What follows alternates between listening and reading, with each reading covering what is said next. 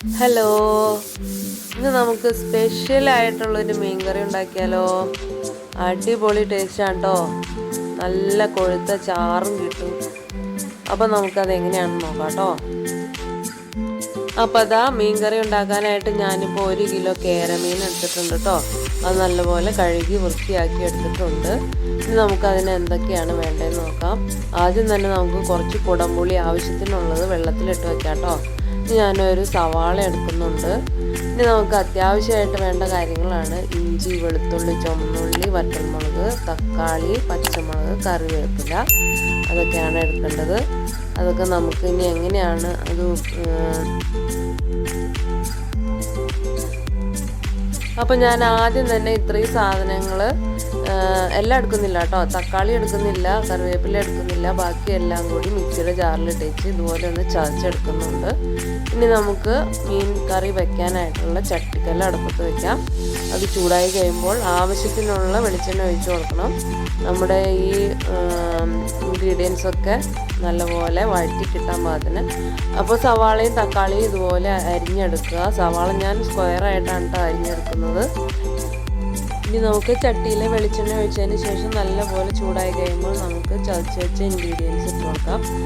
അതൊന്ന് മൂപ്പിച്ചെടുക്കണം.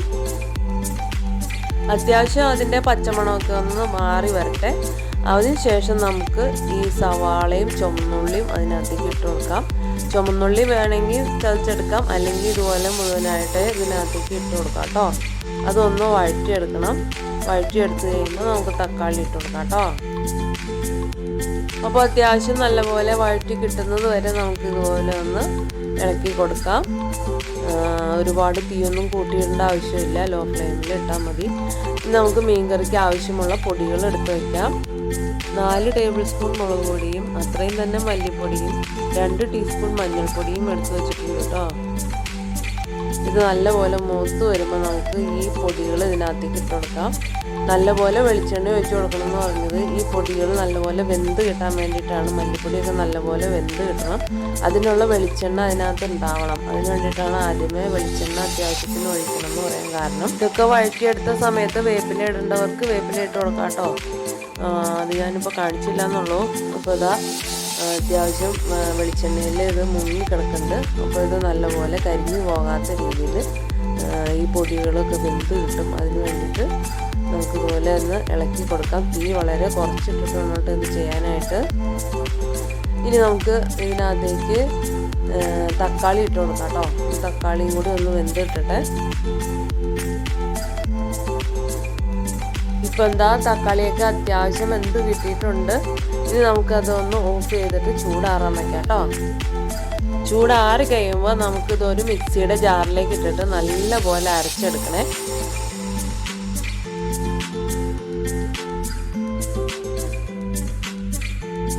അപ്പോഴത്തേക്ക് നമുക്ക് നമ്മുടെ ചട്ടിക്കലത്തിൽ ചൂടുണ്ടാവുമല്ലോ. അപ്പോൾ അതിനകത്തേക്ക് നമ്മുടെ മീൻ കഷ്ണങ്ങൾ ഇട്ട് കൊടുക്കാം.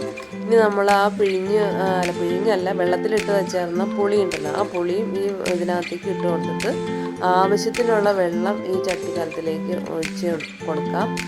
നമ്മുടെ മീൻ വെന്ത് കിട്ടാനായിട്ട് എന്തോരം വെള്ളം വേണമെന്ന് വെച്ചാൽ അതിനനുസരിച്ചിട്ടുള്ള വെള്ളം നമുക്ക് ഇതിനകത്തേക്ക് ഒഴിച്ചു കൊടുക്കാം.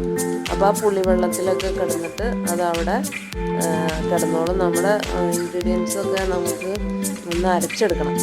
ഇനി നമുക്ക് നമ്മുടെ കറിക്ക് ആവശ്യത്തിനുള്ള ഉപ്പ് ഇട്ട് കൊടുക്കാം. ഉപ്പ് അത്യാവശ്യം നല്ലപോലെ ആവശ്യത്തിന് ഇട്ട് കൊടുക്കണേ.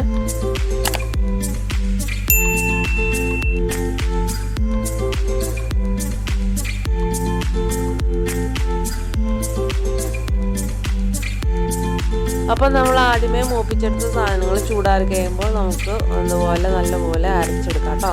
അപ്പോൾ ഇത് അത്യാവശ്യം നല്ലപോലെ അരച്ച് കിട്ടിയിട്ടുണ്ട്. ഇനി നമുക്കത് നമ്മുടെ മീനിലേക്ക് ഒഴിച്ചു കൊടുക്കാം. അതിനുശേഷം നമുക്ക് ആ മിക്സിയുടെ ജാറും കൂടി ഒന്ന് ചെറുതായിട്ട് കുറച്ച് വെള്ളം ഒഴിച്ചൊന്ന് കഴുകി ഇതിനകത്തേക്ക് ഒഴിച്ചു കൊടുക്കാം കേട്ടോ. ഇനി ഇത് നമുക്ക് പതിയെ ഒന്ന് മിക്സ് ചെയ്ത് കൊടുക്കാം. എല്ലാം കൂടി ഒന്ന് മിക്സ് ചെയ്ത് കൊടുക്കാം. എന്നിട്ട് നമുക്ക് സ്റ്റൗ ഓൺ ചെയ്യാം കേട്ടോ. ഇനി നമുക്കിതൊന്ന് മൂടി വെച്ച് വേവിക്കാം. നല്ലപോലെ തിളച്ച് കിട്ടട്ടെ. ഇനി ഇത് വെന്ത് കഴിയുമ്പോൾ നമുക്കൊന്ന് കടുക് പൊട്ടിച്ചിടണം. അതിന് വേണ്ടിയിട്ട് കുറച്ച് വറ്റൽമുളകും കറിവേപ്പിലയും ഉലുവയും കടുകും എടുത്ത് വയ്ക്കാം. ഉലുവ കുറച്ച് മാത്രം മതി, കടുകായാലും കുറച്ച് മാത്രം മതി. ഇതിപ്പോൾ നല്ലപോലെ തിളച്ച് ഒന്ന് ഒടുങ്ങി. കറിക്കുള്ള എരിവും പുളിയൊക്കെ നിങ്ങളുടെ ആവശ്യത്തിന് ഇട്ട് കൊടുക്കാം കേട്ടോ. ചിലർക്ക് പുളി അധികം ഇഷ്ടമല്ല, ചിലർക്ക് പുളി ഇല്ലാതെ ഇഷ്ടമല്ല. അപ്പോൾ അതൊക്കെ നോക്കിയിട്ട് നിങ്ങളുടെ ആവശ്യത്തിനനുസരിച്ച് ഇട്ട് കൊടുക്കാം കേട്ടോ. ഇടയ്ക്കൊന്ന് ഈ കഷ്ണമൊക്കെ മുറിഞ്ഞു പോകാത്ത രീതിയിൽ പതിയെ ഒന്ന് ഇളക്കി കൊടുക്കാം കേട്ടോ. അല്ലെങ്കിൽ ഈ കഷ്ണങ്ങളൊക്കെ ഉടഞ്ഞു പോകാൻ സാധ്യതയുണ്ട്. അപ്പോൾ അതുകൊണ്ട് പതിയെ ഒന്ന് ഇളക്കി കൊടുക്കാം. എല്ലായിടത്തും വേവൊക്കെ എത്താൻ വേണ്ടിയിട്ടാണ് അങ്ങനെ ചെയ്യുന്നത്. ഇപ്പോൾ ഇതാ നമ്മുടെ മീൻകറി നല്ലപോലെ വെന്ത് കിട്ടിയിട്ടുണ്ട്. ഇനി ഇതിനകത്തേക്ക് നമുക്ക് കടുക് പൊട്ടിച്ച് വയ്ക്കാം.